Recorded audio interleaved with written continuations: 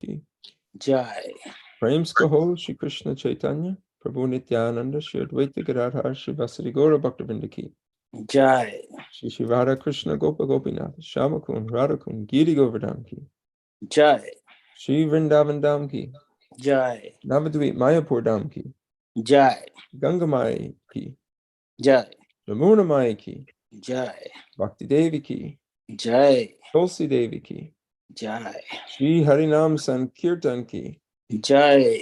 Samaveta Bhaktivinoda ki Jai. Nitai Gaura Premanande. Hari Hari Bo. All glories to the assembled devotees. Hare Krishna. All glories to the assembled devotees. Hare Krishna. All glories to the assembled devotees. Hare Krishna. All glories, all glories, all glories to the lotus feet of Shri Shri Guru and Shri Gauranga. Srila Prabhupada ki jai. Jai. Om Vishnu Padaya Krishna Prastaya Bhutale Shrimad Bhakti Tirtha Swami Nityanamane Namaste Krishna Padaya Prabhupada Shri Shri Guru Prabhupada Bhakti Tirtha Swami Namo Vishnu Padaya Krishna Prastaya Bhutale Shrimad Bhaktivedanta Swami Nityanamane Namaste Saraswati Devi Gauravani Pracharine Nirvishesha Shunyavadi Paschatya Deshatarine Om Namo Bhagavate Vasudevaya Om Namo Bhagavate Vasudevaya. Vasudevaya. Om Namo Bhagavate Vasudevaya Om Namo Bhagavate Vasudevaya. Om Namo Bhagavate Vasudevaya Om Namo Bhagavate Bhagavate Vasudevaya. Vasudevaya. Narayanam Namaskritam Naram Chaiva Narottamam Devim Saraswatim Vyasam Tato Jayamudiraye. Before reciting Srimad Bhagavatam, which is the very means of conquest, one should first offer one's respectful obeisances unto the Supreme Personality of Godhead, Lord Narayan, unto Narayan Rishi, the supermost human beings, unto the goddess Saraswati, who is the goddess of learning, and unto the author, Srila Vyasadeva. Nasta prayeshu abhadreshu nityam bhagavata sevaya bhagavati utamashloke bhaktir bhavati naishtaki. By regular attendance in classes on Srimad Bhagavatam and rendering service to the pure devotee, all that is troublesome to the heart becomes almost completely destroyed, and devotional service to the Supreme Personality of Godhead becomes established as an irrevocable fact. Good morning, devotees. We're continuing our study of the Srimad Bhagavatam, first canto, chapter 18. We're on text 48. And this is dealing with the curse of that was placed on Maharaj Parikshit. I'll chant 3 times, and then you can all chant as well. Tiraskrita vipralabdaha sapta shipta hata api nashatat prati kurvanti tadbhakta prabhavopihi. Tiraskrita vipralabdaha shapta shiptahatapi nashat tat prati kurvanti tadbhaktaha pravahopihi. Tiraskrita vipralabdaha shapta shiptahata api nashatat prati kurvanti tadbhaktaha prabhavopihi. Please chant. Hare Krishna. This shlok is very important. Actually, this is to remembrance shlok, one of the very important shlok. Tiraskrata vipralabdha shapta shipta hatapi nasta tat prati kurvanti tad bhakta prabhavopihi. Hare Krishna. Tiraskrita vipralabdhaha shaptaha shiptaha tapi नश्या तत् प्रतिकुर्वन्ति तद्भक्ताः प्रभवोऽपि अपि हरे कृष्णा तिरस्कृता विप्रलब्ध्वा शब्दाः क्षिप्तापि नास्य तत्प्रतिकुर्वन्ति तद्भक्ता प्रभवो अपि Hare Krishna. Tirakrita vipralabdha sapta shipta hatapi nasha tatpati kurvanti tadbhakta prabhavo apihi. Hare Krishna. Tiraskrita vipralabdhaha Shaptaha Shiptaha Tapi Nashya Tat Prati Kurvanti Tadbhaktaha Prabhavo Api. Hare Krishna. तिरस्कृता विप्रलब्धा सप्ता क्षिप्ता हतापि नास्या तत्प्रतिकुर्वन्ति तद्भक्ता प्रभवोऽपि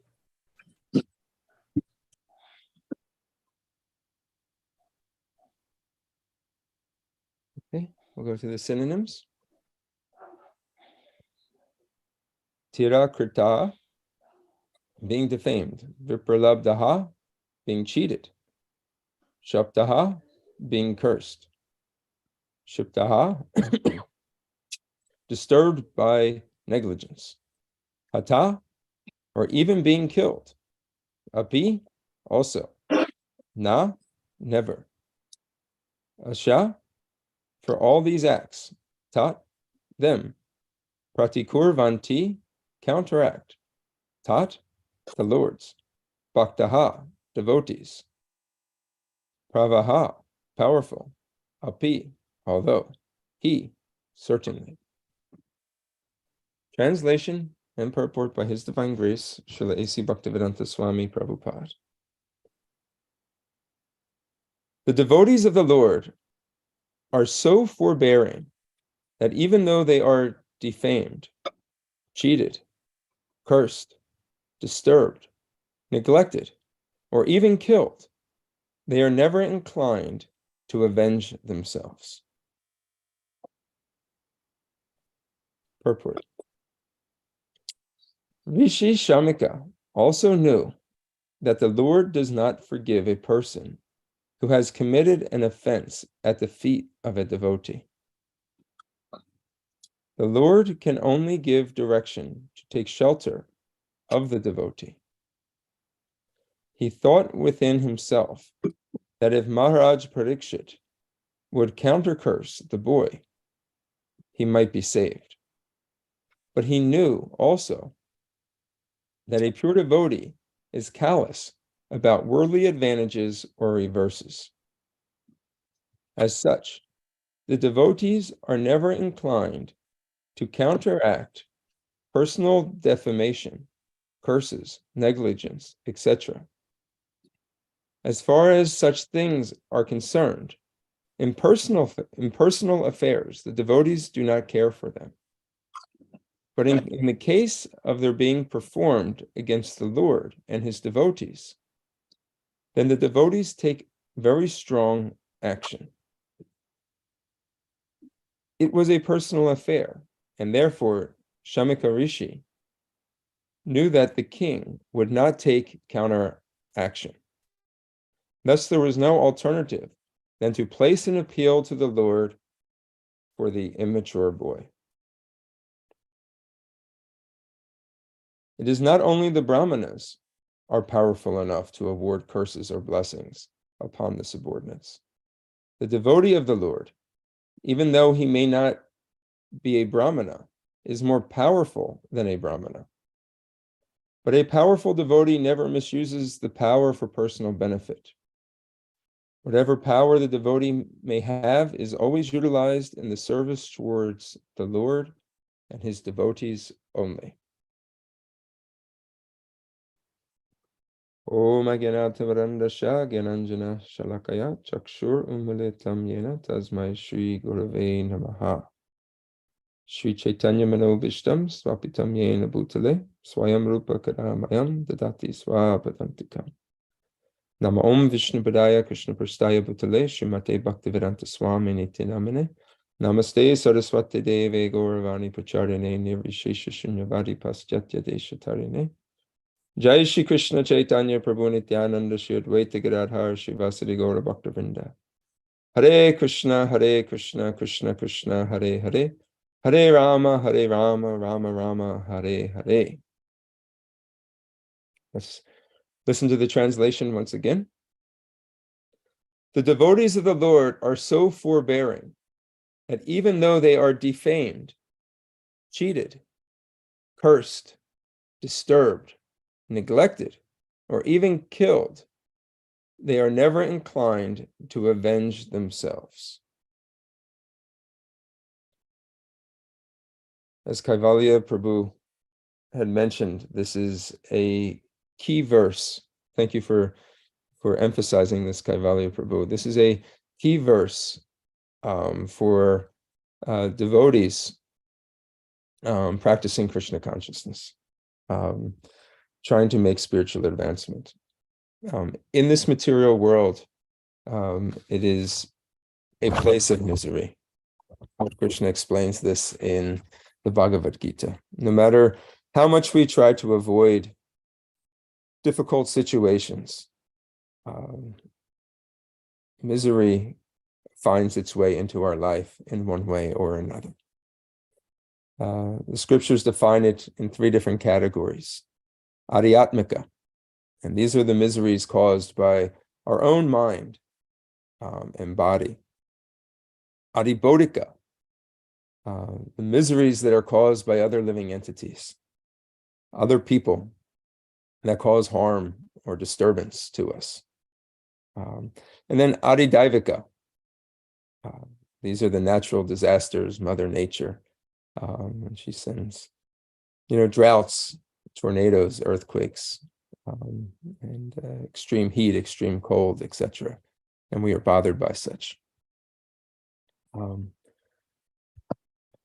So we are faced with these difficulties.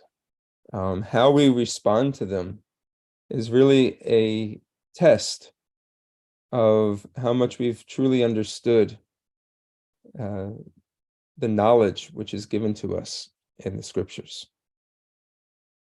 Srila Prabhupada begins the purport making 2 very important points. The first one here is that the Lord does not forgive a person who has committed an offense at the feet of a devotee. The second point is that even though a devotee such as Maharaj Parikshit was very powerful and connected, that he could actually counteract a curse that is placed upon him. Because a devotee of the Lord is not so concerned for his own personal welfare, he would only use that for the benefit of protecting another devotee or for protecting the Lord himself. For himself, if he's put into some type of distress, the way he views it is that this is for my own purification, and the Lord must have a plan here. So Krishna, Srila Prabhupada says, in personal affairs, the devotee does not respond to them with such strong action. And therefore, because Shamaka Rishi understood that this was a personal attack on Maharaj Parikshit was not going to counteract this curse. Let's jump into the first point here about the Lord does not forgive a person who has committed an offense at the feet of a devotee, but the Lord does give direction to take shelter of the devotee of whom he've made an offense to. So these fall in the category of adhibodhika. And this is probably one of the things that, of the miseries that we suffer, the ones that we struggle with the most. And that is our interactions with other living beings, particularly human beings. The first defense against the holy name of the Lord, as many of you know, it's called saruninda, or criticizing devotees who have dedicated their lives to cultivating and spreading the holy names of Krishna, those that are dedicated to the process of the Krishna consciousness movement. When a person criticizes another person, it's often due to envious feelings, material competition, the desire for status, fame, recognition. In the material world, the way to elevate oneself is to try to bring another person down. And that creates a disturbance. There's the pyramid idea model in the material world that as you advance up in material status, you becomes less and less. So other people are competing for that same position. And to bring a person down gives you an opportunity to elevate yourself up. This is counterproductive to spiritual culture. And therefore, the process of criticizing devotees not only upsets Krishna, it makes Krishna upset, it also neglects the spiritual principle that we're not trying to embellish our bodies. We're not trying to embellish our false sense of being, which is surrounded by this false sense of self, our material self. So, therefore, criticizing devotees is very, very detrimental to one's spiritual life. Not only does it doesn't please Krishna, it upsets Krishna, and there's some consequence to that action. It also puts us into a state of mind which will not allow us to advance toward our spiritual goal. There's a story in the Chaitanya Charitamrita of a person who was a religious person. His name was Gopal Chapal, and he became envious and began criticizing one of Lord Chaitanya's prominent associates, Srivas Thakur. Srivas Thakur, at his house, many of you may recall, Lord Chaitanya had performed nightly Sankirtan, and he, at that time, in the house of Srivas Thakur, it was by invitation only. And when some of the people of the town understood that, something was going on inside, maybe they felt superior in status to Srivas Thakur, maybe to some of the people that were being invited. Some envy, some envious thoughts came inside, and they began to criticize. So this Gopal Chapal, he wanted to defame Srivas Thakur. And so what he did was he wanted to show that Srivas Thakur was actually a pretender, even though he was holding these kirtans and proclaiming himself through his association with Lord Chaitanya to be a devotee of Krishna. He was actually worshipping the goddess Durga at night. So what he did was he put paraphernalia outside his door at nighttime when no one could see, outside his step, for worshiping the goddess Durga. So it may have had some wine, other, even perhaps some remnants of meat, and then in the morning, he comes by, he stages this whole thing and says, aha, look what we see. And, proclaiming it to the townspeople. And when Srivas Thakur became aware of this and came outside, he actually didn't deny it. He actually said, you've understood, my inner consciousness. You've understood who I am. And he didn't actually defend himself. Gopal Chapal felt that he accomplished his objective. He was trying to bring down Srivas Thakur. But the joke was really on him. Because what happened was he, very soon after that, he counteracted leprosy. And then he got rejected himself by his own community because he counteracted leprosy. And he was basically, he had to go to a colony on the beach where other lepers were associating. They had to go. And he was there and he was suffering and he was walking up and down the beach, and Lord Chaitanya appeared to him. And he soon had the idea that maybe it was because of, his offense to Srivas Thakur that he had gotten this reaction.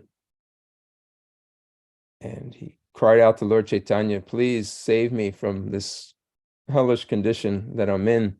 I don't want to suffer like this anymore. And Lord Chaitanya said something to him very significant. He said, you're going to suffer for a very long time. And he wasn't forgiving at all. He said, you're going to continue to suffer like this for a very long time. So Gopal Chapal, and he, just really, distraught, and he just had to tolerate his situation. Some time went by. He had time to think about it even more. And he came across Lord Chaitanya once again. And this time he was in a very repentant mood. And he really wanted to make amends for the offense that he made. He was no longer so much concerned about his own condition of his body deteriorating from leprosy. So he made an appeal. How do I avenge this curse? How do I make amends to the offense that I've made? I don't want to live in this, this condition no longer. I want to make amends for this. And Lord Chaitanya told him, he says, the only way to make amends is that you take shelter of Srivas Thakur. He is a pure devotee, and you've made a great offense in attacking his character and saying things that weren't even true about him. And he was so humble that he accepted what you said. He didn't try to even fight you on it.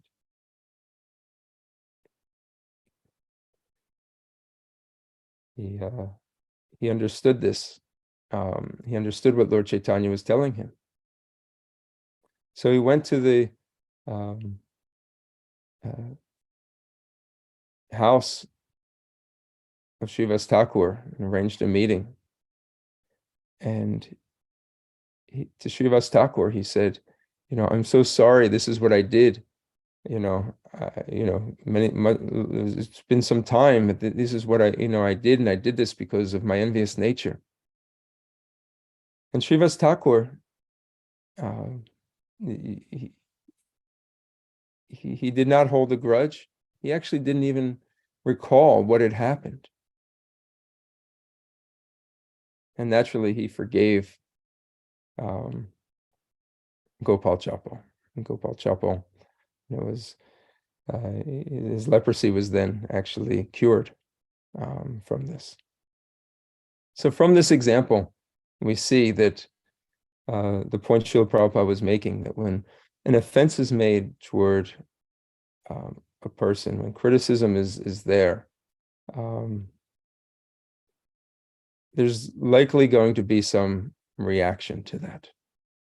And sometimes it may be physical, but oftentimes it's a deterioration in our spiritual life.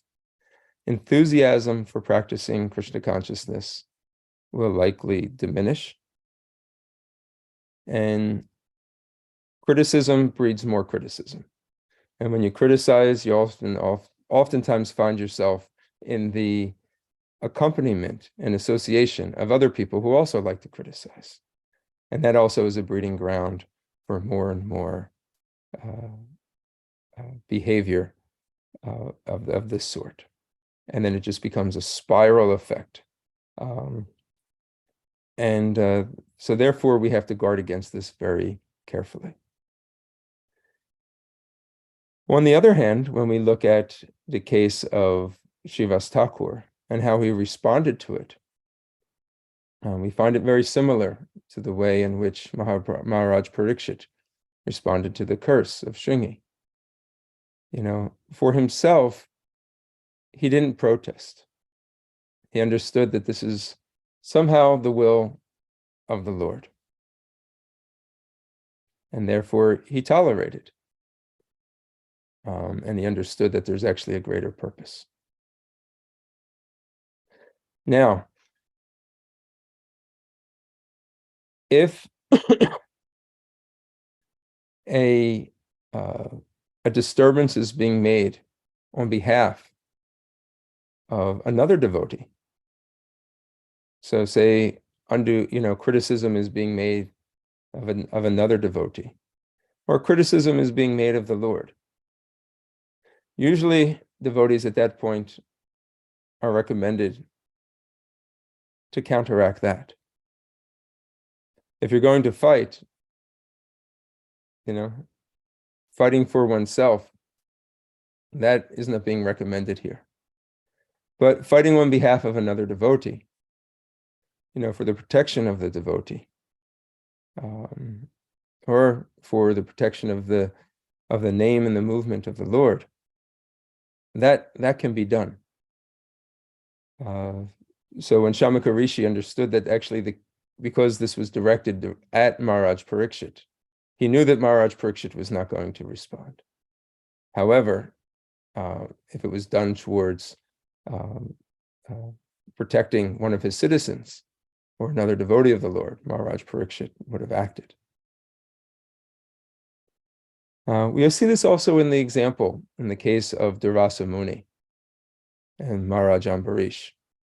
When Durvasa Muni became upset when he thought that Maharaj Ambarish broke some protocol by breaking his fast before Durvasa Muni had taken his meal. Even though this was in conjunction with advice that Maharaj Ambarish had received from the Brahmanas, Durvasa Muni took offense to this. And after that offense that he made, he tried to have a demon kill Maharaj Ambarish. He was protected by the Sudarshan Chakra of the Lord. And when Durvasa Muni eventually realized that he made a mistake, it is very natural to go to the Lord and say, Lord, please forgive me. Please forgive me for the mistake that I've made. But the Lord tells Durvasa Muni, as he told Gopal Chappal, that actually you have to go back to the person that you have offended and take shelter of them. And devotees are kind. Devotees, they don't hold these grudges. At least we shouldn't hold these grudges. Why? Because the ultimate goal of life is to go back home, back to Godhead, and develop our pure love for Krishna, which is in its dormant state and that we are trying to reawaken. And any activity that interferes with such, that brings us deeper onto the bodily platform, will distract us from that pursuit of the ultimate goal of life. I wanted to share in the 13th chapter of the Bhagavad Gita some words on tolerance that Srila Prabhupada has given us in the 13th chapter of the Bhagavad Gita. The verse, it describes about what constitutes knowledge. It's the 8 through 12. And the beginning of knowledge, starts with these principles of humility and tolerance.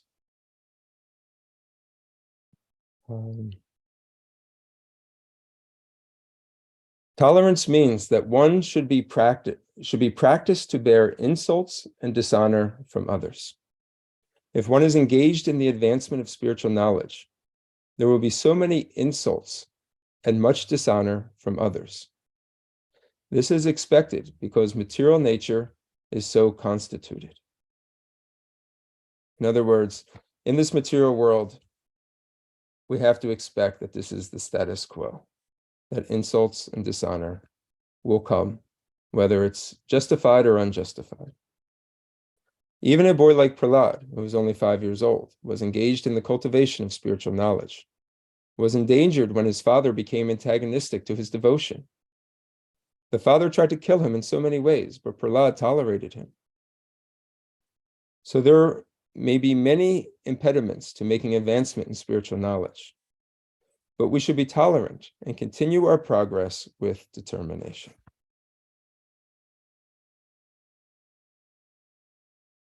So,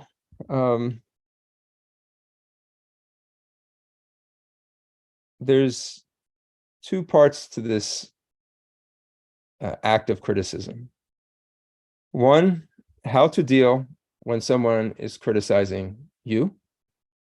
And then the other is how to deal when you may have a problem yourself with criticism.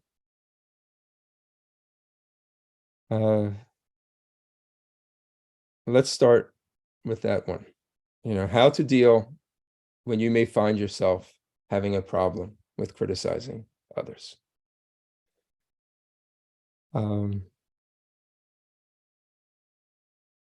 I found it helpful when if you find yourself in a critical mood, to look within yourself to see what is lacking. When you can look at yourself and say, I found the problem, and the problem starts with me, then you've arrived at a good conclusion. You may have heard this before, but we can all try this if you haven't heard this or done this before. But if you point your finger at somebody, you can all point your finger at the screen, you can all point your finger at me. You can look back and you can see how many fingers are pointing at yourself. How many fingers do you see pointing at yourself? You see 3 pointing back at yourself, which indicates that one may be pointing at somebody, but you should look at yourself 3 times first. Jesus, he had a very famous instruction when he told his disciples, don't look at the speck in your neighbor's eye before looking at the log that is situated in your own eye.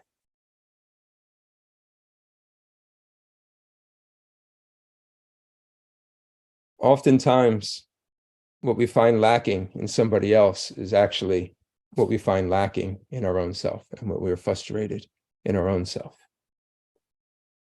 To change somebody else is extremely, extremely difficult. And oftentimes we're not even called to change anybody else. First, we have to change ourselves. That we actually have some control of. And until we can actually demonstrate through our own etiquette, through our own behavior, and own inspiration, we can't expect to change anyone else. So therefore, we pray to Krishna to please start with me. These are the instructions of Srila Bhaktisiddhanta Saraswati Thakur as well. So, if we find ourselves in a mood where we may be critical, maybe we find some fault, we can counteract that by finding something good in that person. and glorifying the devotee.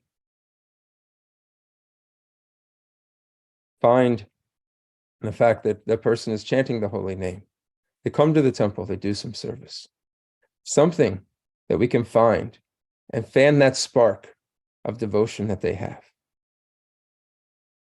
Don't allow our minds, if our minds start to drift toward the critical path, try to catch it. And then also pray to Krishna. Krishna, please, I'm trying to overcome this. Please give me the strength and put me in a situation where I can see the good in the devotees that I'm around.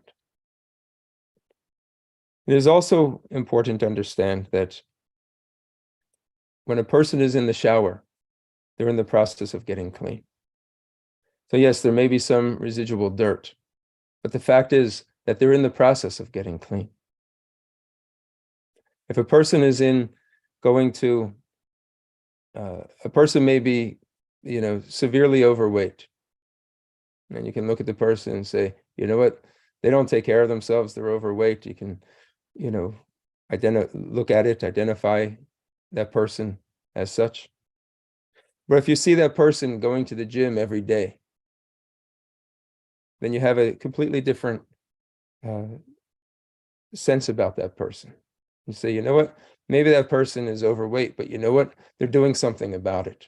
They're making the effort of going to the gym. Now you see that person in a completely different light. So these are some helpful ways by which, if we find ourselves caught sometimes criticizing another person, we can overcome this. Now, the other part is how to deal if people are criticizing you. And both sides are going to come. As Srila Prabhupada wrote, tolerance means that one should be practiced to bear insult and dishonor from others. In the previous chapter, chapter 12, at the end, Lord Krishna says that one is dear to him if one is actually able to not be attached to fame and infamy, criticism, and is able to be tolerant among difficult situations. So how to deal with criticism? Well, tolerate. We have to tolerate. This is the instructions that is being given here by Maharaj Parikshit, by Srivas Thakur, Maharaj Ambarish, by so many of our acharyas, by Srila Prabhupada himself, in the spreading of the Krishna consciousness movement. We have to tolerate. And how to go about this mood of tolerance? Understanding that it is actually for my own good, for my own spiritual benefit. Srila Prabhupada writes that we should not be anxious to have satisfaction of being honored by others. The material conception of life makes us very eager to receive honor from others, but from the point of view of a man in perfect knowledge, who knows that he is not this body, anything, honor or dishonor pertaining to the body, is useless. So therefore,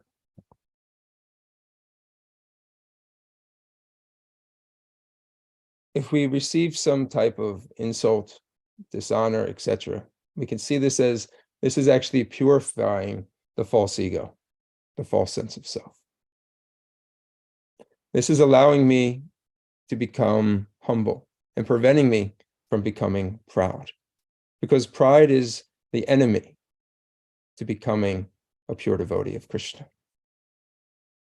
And maybe there's some lesson that I need to learn in this that I'm not understanding. So allow me to process and understand.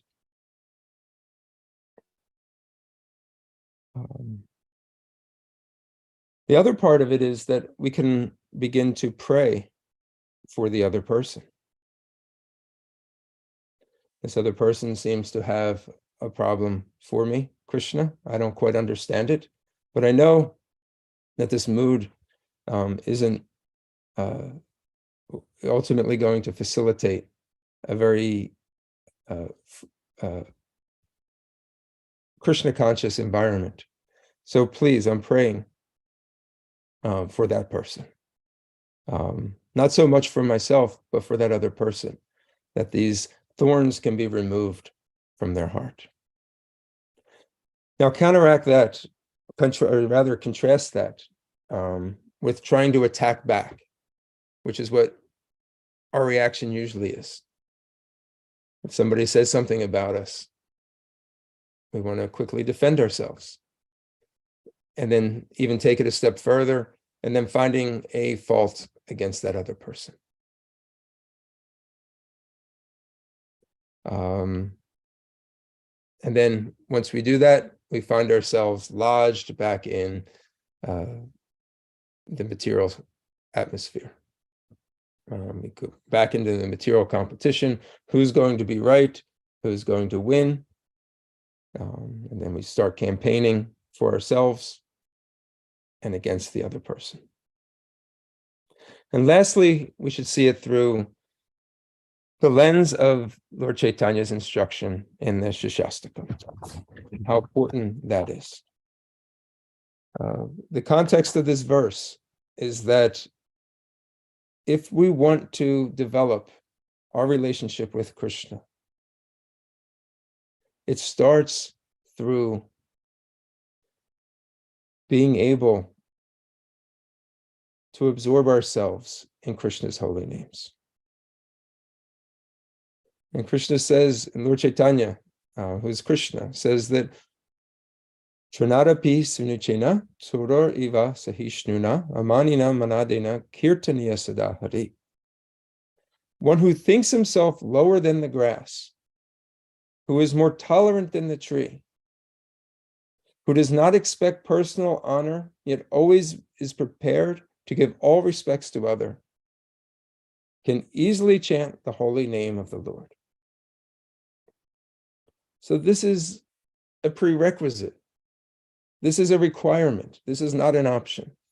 It's just a matter of when we want to embrace this concept and begin to practice it. If we want to reestablish our relationship with Krishna, humility, tolerance is there. How do we practice it? By not expecting personal honor for ourselves, yet always prepared to offer respects to others.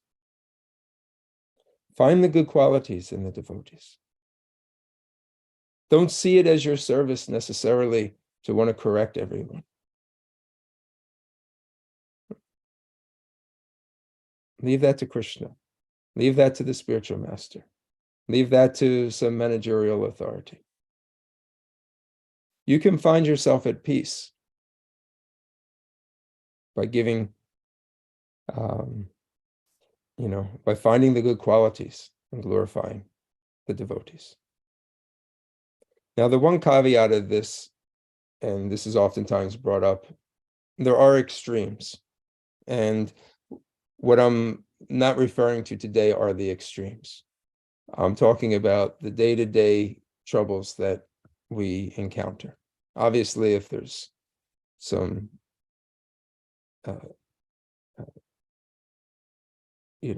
physical abuse, rape, child abuse, murder, or strong physical abuse or extreme emotional abuse that's being done, as devotees, we should stand up against that, right? We should be there. So that's what he's saying. Maharaj Parikshit, it wasn't for himself, but if the offense was towards somebody else, he would use his power to stand up against that. But what I'm speaking about today is these day-to-day troubles that are brought into our lives, these adipodic miseries in our interactions with other living entities that are so unnecessary, and that we can avoid them in advancing our Krishna consciousness by applying these principles that Lord Chaitanya and his devotees have demonstrated. Okay, today is also the day of the Panihati festival, Haribo. So I want to speak a little bit on that. But before I do, let me just pause and see if we have any questions, reflections, or comments about the verse today.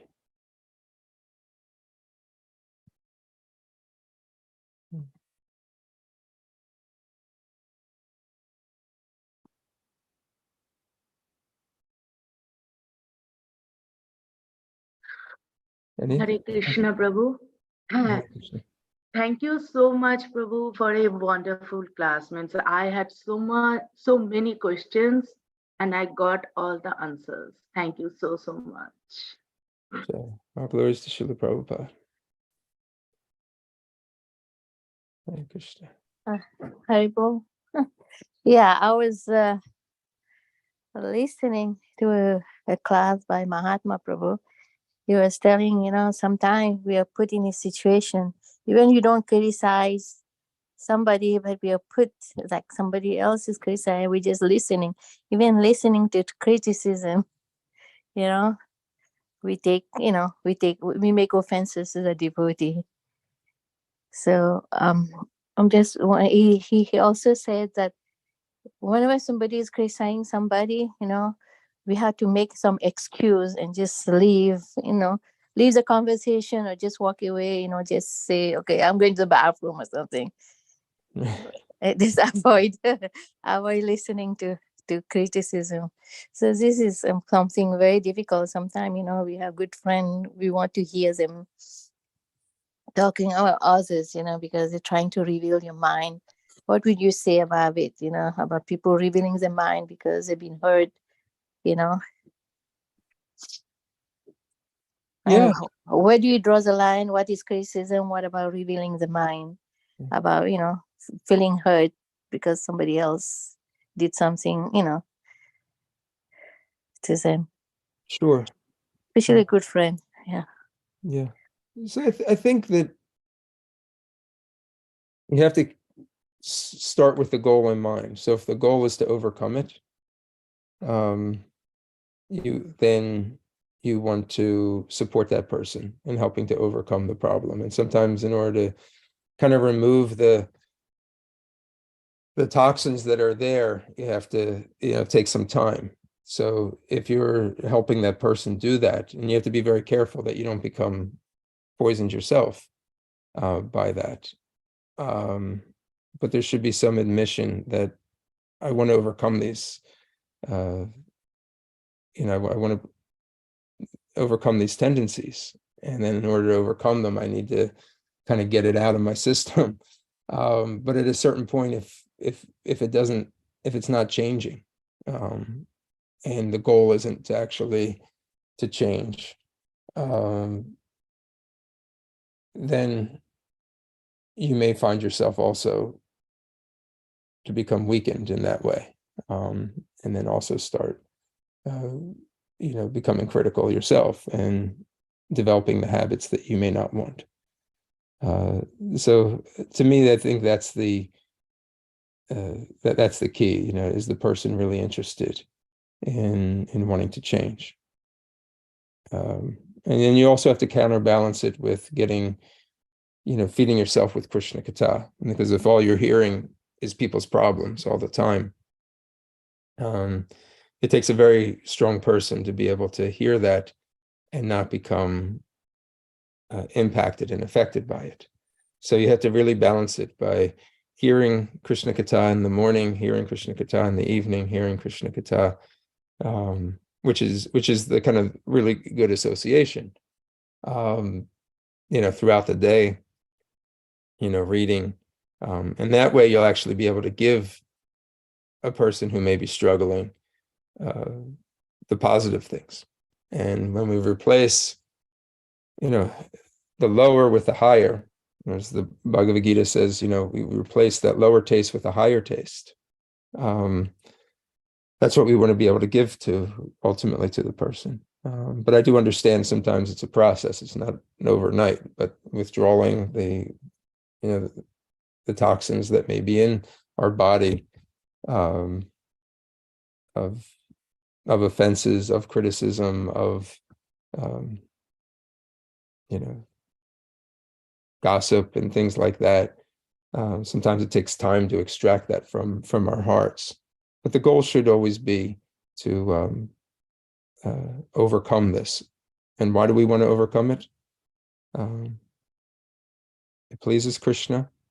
Without pleasing Krishna, we'll never be able to develop our love for Krishna. And the devotees are also the people that are serving Krishna, and we want to get their association in a positive way. That would be my advice, Mataji. I hope that's okay.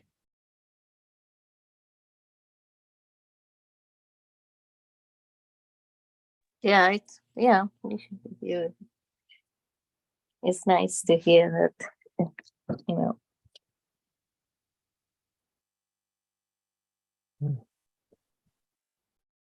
Yeah. Okay. Anything else? Any other thoughts on this topic before we move on? We'll do Panihati in a few minutes. Okay. So Lord Chaitanya had one of the 6 Goswamis, Raghunath Das Goswami, before he became one of the 6 Goswamis in Vrindavan. He was actually extremely rich, very wealthy. And when he was young, he had a strong desire to go see Lord Chaitanya, but because his parents, and they didn't want him to go because they knew he'd become a renunciate, and therefore, he would lose. As any parent does, they have these. Every parent hopes that their children do better than they do. So they wanted to restrict, his association with Lord Chaitanya. So every time he tried to escape, they would always kind of capture him. So one time he heard that Lord Nityananda was in a nearby town of Panihati, which is located near Calcutta. And Raghunath, when he first saw Lord Nityananda from a distance, he fell down after offered obeisances. Now, Lord Nityananda, he is known as being very merciful, extremely merciful, but also being very funny. And Lord Nityananda, he pointed out and he says, "There is Raghunath Das, and he's offering his obeisances to me." And hearing this, he yelled out to him, he says, "You are a thief. Now come here and see me. Come here, come here. Today I shall punish you." And he grabbed Raghunath, and then Raghunath Das was extremely humble, felt himself not qualified to go near the Lord. He just wanted to keep his distance. So the Lord grabbed him and placed his feet upon his head. And he said, "Today, I want you to make a great festival and feed all my associates yogurt and chipped rice." And getting this instruction from Lord Nityananda, Raghunath Das was very pleased. And he was able to use his wealth to purchase all kinds of eatables, from the local stores. And following the Lord's instructions, he brought chipped rice, yogurt, milk, other types of sweets, bananas, and he began, and he hired some devotees, and they began to cook them. And when people heard in the town that this was happening, brahmanas, pilgrims, other locals, they all started to arrive on the scene to see what was happening. And Raghunath Das, he broke up the preparations into 2 different pots. and each person who was there got one pot of each. So each person got 2 pots. One was this chipped rice soaked in yogurt, sugar, and bananas. And the other was chipped rice soaked in condensed milk, which was added with butter and camphor and sugar. And then it was distributed to everybody. So everybody got these 2 pots of chipped rice, one soaked in yogurt, the other in condensed milk. And the crowd started growing, and he kept purchasing more and more, to be able to feed all the devotees. And this gave Lord Nityananda a lot of pleasure. And Lord Nityananda had a desire. He says, I would like Lord Chaitanya to actually be present. So by he's the supreme, Lord Nityananda is none different than Lord Balaram. He's the supreme Lord. And he was able to, through his meditation, invite Lord Chaitanya to arrive. And Lord Chaitanya appeared. And during this festival of prasadam distribution of chipped rice, Lord Nityananda was going around to the different devotees' pots, picking up morsels and shoving it in, feeding Lord Chaitanya. And then they would laugh. And then Lord Chaitanya would go and reach down into a devotee's pot and take something and then place it in the mouth of Lord Nityananda. And then they would go back and forth playing this game, running around, picking up the prasadam from different pots and placing it in each other's mouths. And this obviously gave the devotees there a great amount of joy and pleasure. And finally, Lord Nityananda and Lord Chaitanya sat down and had their prasadam. And this gave all the devotees this, and this happened right along the Ganga. And to all the associates, they were commenting how this was just like the cowherd boys when in Vrindavan, you would witness Krishna and Balaram having their lunch together.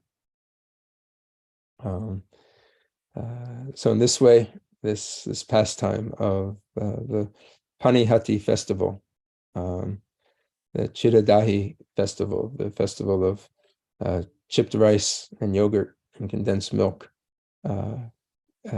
took place.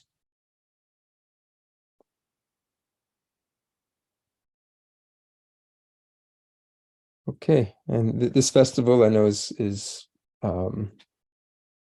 practiced in the Atlanta temple. They have a big festival called the Panihati Festival. Their temple was named Panihati, New Panihati Dham. And then we also do it, this festival, as part of our annual Sunday school picnic. Is that correct, Mother Shobharati?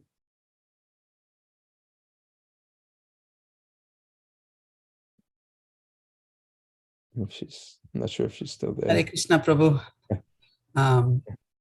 Yes, we will, Gaurnitai will be at the picnic. There will be an arati, and it will be on the, hopefully we'll find a spot near the water, so it will be just like it was on that day. So please, everybody, come to the picnic. I know we've been late with our information and things like that, but I'm hoping that we'll be able to send one more newsletter in, or something like that out tomorrow with the exact location where we will try to meet. I hear it's a very, very nice park. There's boating there too. I don't know if it's open tomorrow on Saturday or not, but still trying to gather information, and we'll try to pass it on tomorrow. So everybody please come Saturday. What time does it begin? 10 o'clock. Usually these picnics have started around 10 o'clock or so. We go boating for a couple of hours and then have prasadam and then play games and then have the arati, and then around 3-4 o'clock we can close it up. That's usually been the timeline. Hopefully that's how it will go. Okay, great. It's always a great time, way to associate with devotees, meet friends. It's family fun. Sometimes people are wondering how do devotees have fun like this? Do we do things like that? Saturday is supposed to be 72, so beautiful day. Looks like a little cloudy and sunny. So if you're looking for some activity on Saturday, please join us. It's going to be, what's the location? It's Peace Valley Park in Doylestown. They say it's around 35-40 minutes from the temple, north of the temple.